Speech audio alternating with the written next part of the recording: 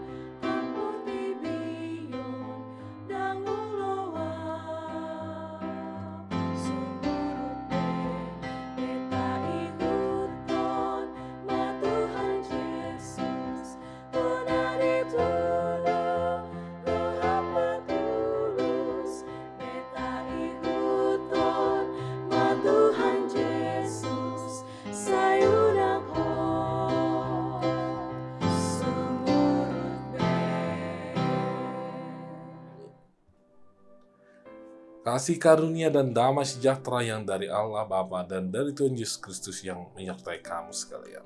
Amin.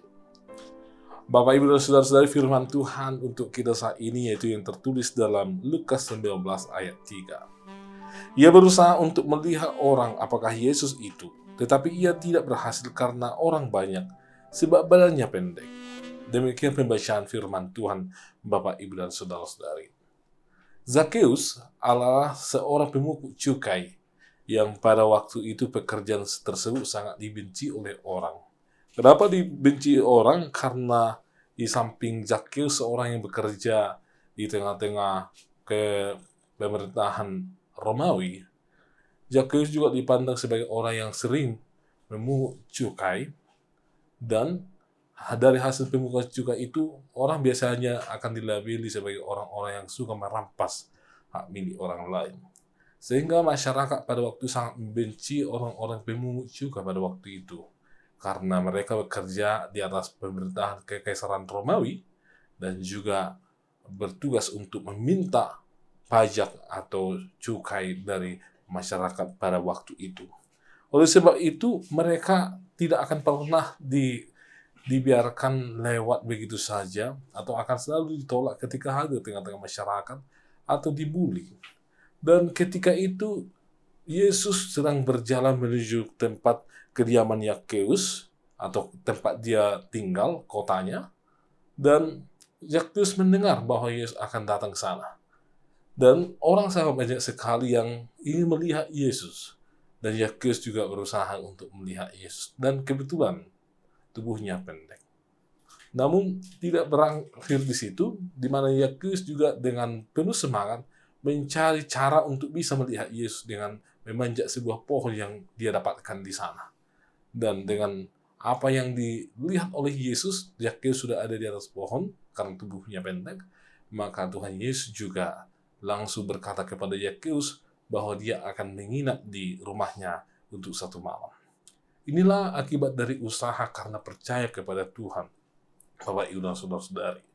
Meskipun banyak tuduhan terhadap Zakheus, tetapi tuduhan tersebut tidak memutuskan semangatnya untuk berjumpa dengan Yesus.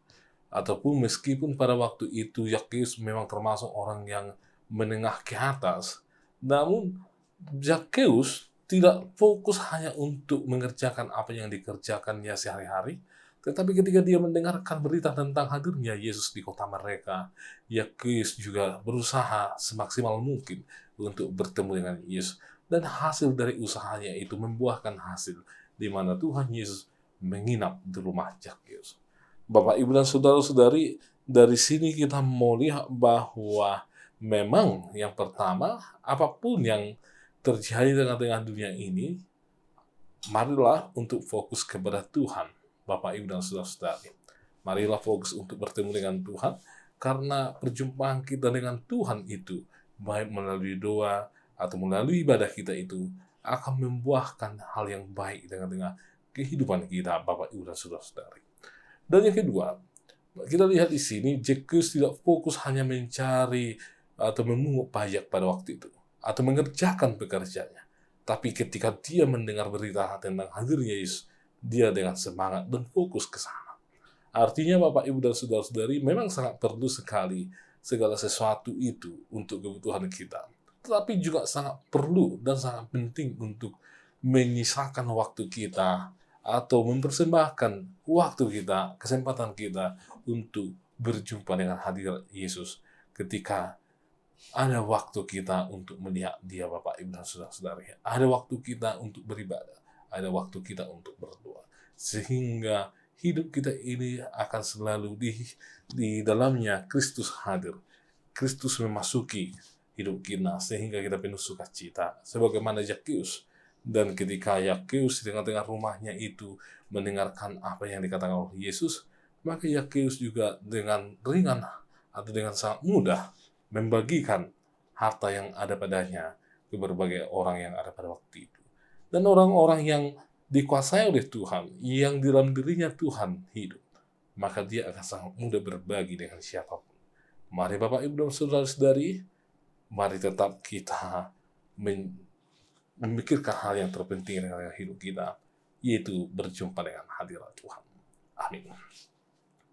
Kami sungguh bersyukur ya Tuhan atas firman-Mu bagi kami, sehingga pencarian kami tengah-tengah dunia ini bukanlah hanya untuk mencari hal-hal yang duniawi semata, tetapi ketika kami mencari perjumpaan dengan Kristus, hal yang rohani, maka itu akan mengerahkan kami kepada kehidupan yang bersyukur di dalam Tuhan, yang mau berbagi dengan siapa saja.